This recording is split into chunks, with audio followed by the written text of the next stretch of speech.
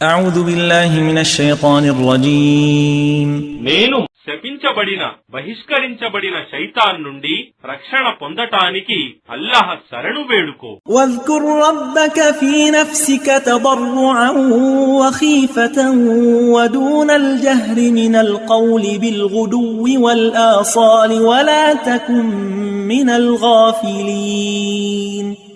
మరియు నీవు నీ మనస్సులో వినయంతో భయంతో మరియు ఎక్కువ శబ్దంతో గాక తగ్గు స్వరంతో ఉదయం మరియు సాయంత్రం నీ ప్రభువును స్మరించు మరియు నిర్లక్ష్యం చేసే వారిలో చేరకు.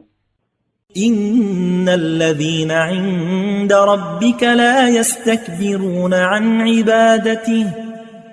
يستكبرون عن عبادته ويسبحونه وله يسجدون.